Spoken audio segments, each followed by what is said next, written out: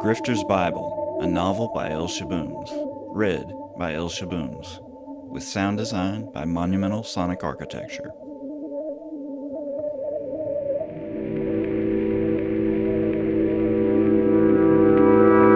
Chapter 21, Immanentizing the Eschaton. He's over here farting in his sleep and it smells like burning tires. I went to collect Joey after Monday's morning rush when Billy Goat called and complained. Me and old girl can't eat our breakfast. I'm about to throw up a whole pan of eggs over here. I peeled Joey off the couch and Billy Goat told him to go air out. I invited him to hole up at the church while I went to Chuck Vu's. What do you want to go see that guy for? Joey sounded like he'd swallowed a turd. I squinted at the kid. He built some equipment for your dad. I want to see if it's anything to do with Visuri Maga. Joey sat up straighter than he'd been in a long time. No! I'd never seen his eyes so sober. What do you mean, no? Don't play with the stuff in that book. I kicked a dust bunny. Listen, I hadn't said anything before, but after I got out of the hospital, we needed fast cash, so I modified some tech that your dad and I had been talking about. And I've been using it for our church services. I played off the gravity of the grift a bit. I watched Joey as I spoke. Billy Goat and Evil were staring at me, not too worried about breakfast anymore. I felt like I'd started walking a plank. Joey gritted. Pop thought it was safe to pass Visuri Mag over to you. Joey was sour. He thought you were smarter than this. I got defensive. Hey, I didn't ask your dad to stick all that cipher shit inside of my head. And why would he go to all that trouble if he didn't want me to access the drive? You're supposed to be hiding it. He looked me straight in the eyes. If you dig around with what's in that book, you will draw the feds. Joey shook his head. All that stuff is shadow patented. It's a life sentence for treason if the Navy finds you with it. How are they going to find me with it? I pushed back. Joey's retort was spoken with exhaustion. Because there's 3 dudes in a trailer in Indio that sleep in 8-hour shifts. And all they do for the other 16 hours is watch the scrubbers for data that pertains to the radio frequencies where the crosstalk between my dad's programming and his hardware aligns. Joey crossed his arms like he was cold. Papa's trying to clone those processes over into new bandwidths to maybe hide his research. But he was just starting out on that in December, the month that killed James Abraham. Joey's shoulders deflated. He said he felt like he was smothering under a blanket. He couldn't live like that. Joey's head dropped and he closed his eyes. His back rose with a labored breath. They didn't just walk away after he was gone, man. They didn't stop tracking his frequencies. The kid had to be brain fried. Why do you say that? He looked up, scared. Joey switched from his father's thoughts to his own experience. They started hounding me and my mom at the funeral, so I took the book up to Oklahoma. What for? To see if they would follow me. His eyes went hard. I hitched up to this motel outside of Norman. I didn't go more than an hour after checking in before the creeps came knocking on my door with their badges out. I was in the middle of nowhere and they knew exactly where to find me. Who? Asset management. There's a whole department of the Navy devoted to Pop's work. Joey shivered. His handler told me those frequencies are government property. He called accessing them seditious interstate copyright abuse. I snorted at Joey's story. So I guess they just let you walk away with the book? Why don't they have the drive now? Because as soon as I heard them moving outside the motel door, I had the book in my dry bag. I got the bag inside the commode tank just in time. I jumped on the bed and started acting like I was whacking off when they kicked the door in and broke the chain. They cuffed me and scanned the whole place for signals, but the book is cloaked. They never checked the commode. Next day they had me in a field office in Omaha. I just clammed up like Pop told me. They eventually released me without my laptop and I hitchhiked back to the motel. I had to wait a whole week just to check into the same room so I could get the book out of the toilet. Then I snuck back into Texas. Joey sighed and looked me in the eyes. Once they know that book exists, they can make it like you were never even here. Joey's eyes were sad. I'm telling you, don't play with that thing. You're putting yourself in the crosshairs. Okay. I promised I'd heed his warnings. Joey looked thoroughly unconvinced. Y'all are gonna have to shit or get off the pot, though. Billy Goat spoke up. I took Joey back to sleep over at the church. When Joey passed out in the pews, I got Billy up to drive me up to Chuck's.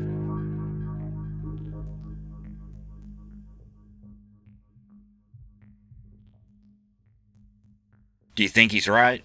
I breached the taboo subject once Chuck and I were behind his backyard gates. Billy Goat and Evil stayed in the truck. The question seemed to unnerve Chuck. With as much drugs as Joey does, it'd be crazy if he didn't have the law on him. He's nuts either way. He's easy pickings for the goon squad. Yeah, but do you think that bit about somebody tracking the frequencies is possible? That's the part that sounds like drugs talking to me. I guess it's possible, but it's not like you're broadcasting radio waves. The electromagnetic action bends radio waves, so they'd have to be looking for the bends. Chuck sucked his cigarette down to the filter and embedded it in a flower pot full of black ash and sand. Bygone butts like tombstones in the desert. I don't know. He wandered inside and showed me a pile of GIMP dipoles that he was just rejiggering. I'll have these ready for pickup in about a week. He didn't have much to say after that, so I left. Joey was gone by the time I got back to the church. His pile of dirty clothes was missing from the pews.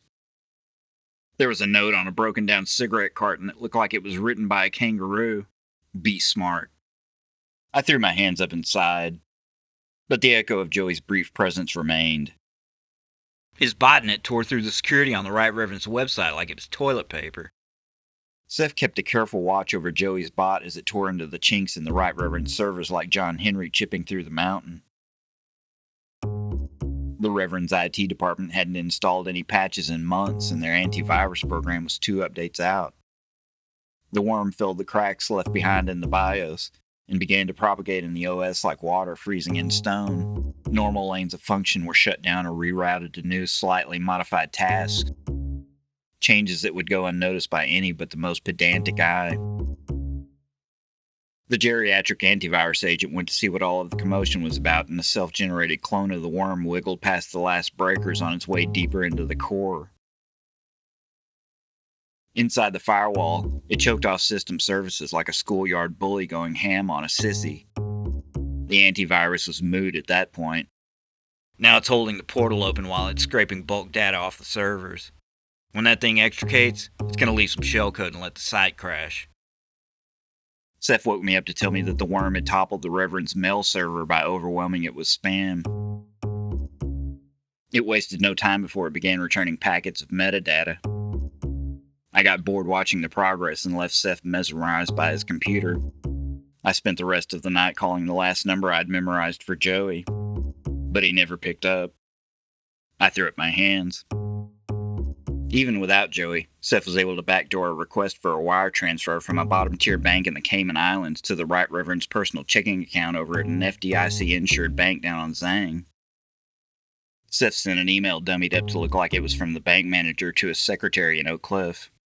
When she clicked on it, she unleashed the bot even though there were no outward signs on her workstation that anything untoward had happened.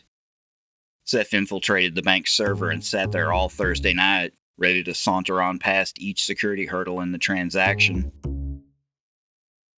Then he triggered an audit alert notification to the IRS in Austin when the deposit cleared on Friday morning.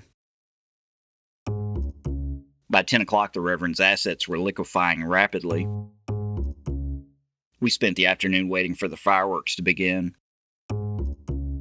It was around 4:55 p.m. Central Standard Time when Seth first spotted the trickle that would become a flood of panicked incoming emails from the Right Reverend's attorneys and accountant. Seth watched the email back and forth like a telenovela all Saturday. The Right Reverend was well aware that somebody was screwing with him by the time I went to bed on Saturday night. It was early, but I needed to retreat into sleep. Every step in the day seemed like a mile of bad road. I laid there in the dark waiting for the 12 sleeping pills to go to work. Muzziness was creeping into my head when a lone clear bell pinged in the darkness. My hand found the phone where I had stowed it. My eyes hurt at the light when I opened the phone. I squinted to read the text. It was from Joey's number. Saw you called. Can you come over? I might have been sleepy, but there was something about the text that nagged me. It was too coherent. Joey's texts were normally filled with stray symbols and misspellings. Over where? I couldn't help myself. Walton. He hadn't lived in that building in over a month as far as I knew. But I still texted back. Okay. I snuck out of the loft and slouched around the corner. When I saw the dingy brick facade across the street, my synesthesia splashed strange shadows of lurid red all over my periphery. The front door and windows leered like an evil face, and the whole building throbbed like a sore thumb. I crossed Walton on the hop and kept walking east on Commerce to the end of the block at Hall. I took 2 rights and then slunk back through the shadows in the alleyway. I walked to where Billy Goat's place butted up to the back of the building on Walton. A strange burring and chattering was coming from the roof of Billy Goat's. It sounded like critters mustering. It was a big sound. Everything was dark and colorless that way, but it was better than the red warnings that had kept me away from trying the front door. A tiny puff of feather landed on my nose. I took extra long, huffing my way up the fire escape ladder.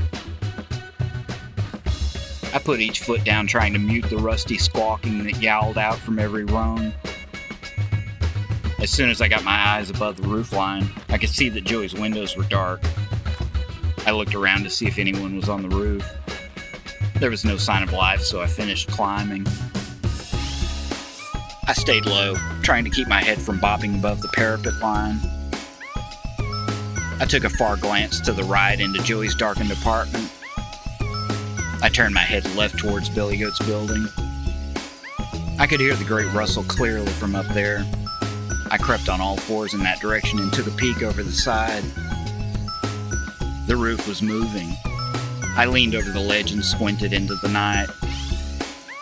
The meager lamplight in the alley reflected off of tiny eyes, shiny beaks, and hot and bothered feathers.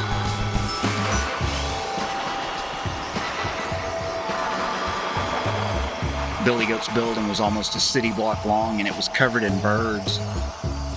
They had followed the self-generating hum from the relay over to Billy Goat's. I stared for a minute, but I got the unwelcome feeling that I was being watched. I ducked back down and wobbled like a penguin out of any direct eye line from Joey's windows. I shouldered up to the nearest sill and peeked in slowly. I expected to get shot at any second. The landlady must have figured out that Joey had skipped the lease, because the only things inside the darkened apartment were 2 trash bags sitting filled and tied off on top of the mattress in the middle of the floor. I strained my eyes trying to look over at the kitchen, but I needed new glasses. I couldn't make out much besides a box of matches and a melted candle on the counter from that far away. I turned to take another look at the mattress. I noticed the red light from the hallway leaking into the apartment beneath the front door. The continuity of the bar was broken by 2 vertical black spaces. Heel shaped, standing still as a sentry. Someone was out there. It might have been Joey. But there was a second set of shadows that blinked with motion on the other side of the door. I tensed and backed away from the window. I kept my steps light on the tar paper on my way to the fire escape. I took a half a glance inside as I passed the kitchen window. I felt a cold pox of paint flecks and rust on the fire escape ladder as I put my hand down on the janky railing. I took a last look in the direction of Billy Goat's building. I checked the alley before starting down.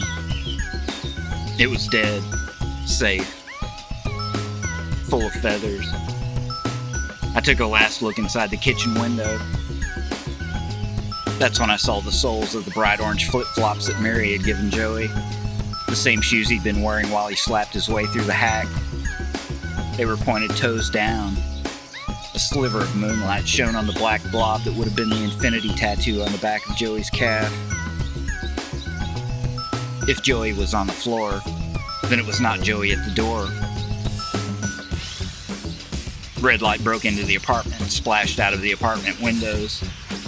A white light flicked on in one of the communal bathrooms. I panicked and both hands let go of the rusty structure. In a fever dream, I turned around to run, not remembering that I was standing on a ladder. I took a noodle-legged stride into empty space before realizing what I had done. I felt the world leave my feet, and I dropped. In the dark, it seemed like it took forever, but in reality, split-second timing saved me. I grabbed onto the railing around the bottom tier of the fire escape and pulled myself in. I got my feet on the framework and the whole structure shivered with the sudden weight. Welds that had held since the 50s were broken, and the corroded angle iron yawned at full volume all the way up to the belly of the night. The whole city must have heard. I leapt the rest of the way down to the gravel in the alley and twisted my ankle with the landing. A white light popped on in Joey's kitchen. Someone was in there with his body. I limped back eastward down the alleyway, puffing through the fog of feathers. My eyes were fat and itchy. The sleeping pills were constricting my lungs. I kept looking back, but there was never anyone behind me. I schlepped over to my storage building and hopped the fence. I ran inside and collapsed on the floor with my back to the door so I could listen for anyone at the front gate. I was breathing. Occasional cars were passing. I started nodding. The pills were still working.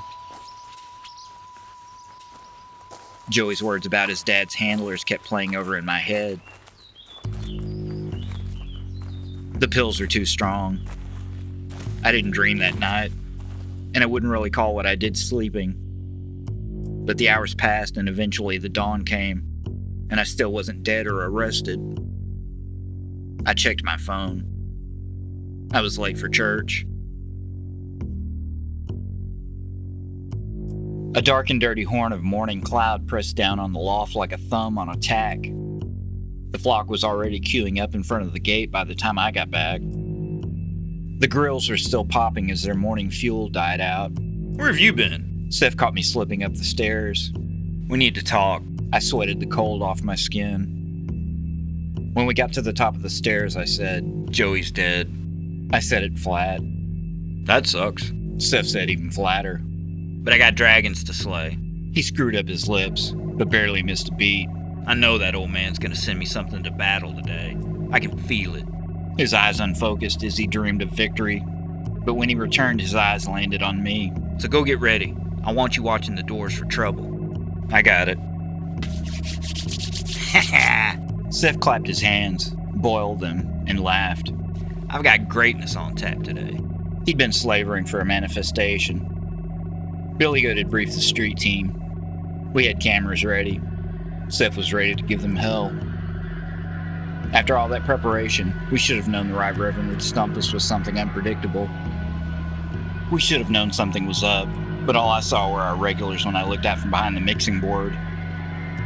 The house was packed standing room only when Steph flipped the house lights on and off from upstairs. I squeezed my way through to the front door to lock it. I thought about checking the gate, but I left it. The air was still full of the smell of other people's food. I caught a wang of propane as the griddles ticked in their cooling. I grimaced and closed the front door behind me. The show began. So much went right that day with Seth at his peak and the band in the pocket. The flock was present. Their minds were set on succumbing to the mystery of communion. No spectacles erupted. No upheaval disturbed the flock's induction with panic. Nothing threatened to derail Seth's flow. The air was close. The music was loud. All of the lights were flashing. Even without the beast, it felt like God was paying attention when Seth began his sermon. Seth held the room in his hands. Everyone except Billy Goat. He kept putting his hand to the front door, looking through the peephole. Seth railed against Pharaoh like Moses reborn, and the sheep shouted out to be led from bondage. I watched from the side. Billy Goat kept looking out the front door. Mary's tambourine shivered. I noticed red waves like ripples pulsing through the peephole. They came in short bursts of 3 or 4, and Billy Goat would always check the peephole after each cluster. I started that way, barely able to pierce the press of bodies on the praying floor. I struggled through the sweat and the flesh and finally made it to the back of the crowd. The front door was outlined in red. Billy Goat's skin was vibrating orange like a traffic cone. He had the door cracked with his foot, stopping it from swinging open further. Billy Goat looked back and saw me coming. Hey man, there's a lady out here. His lips were tight when he spoke. She's got a badge.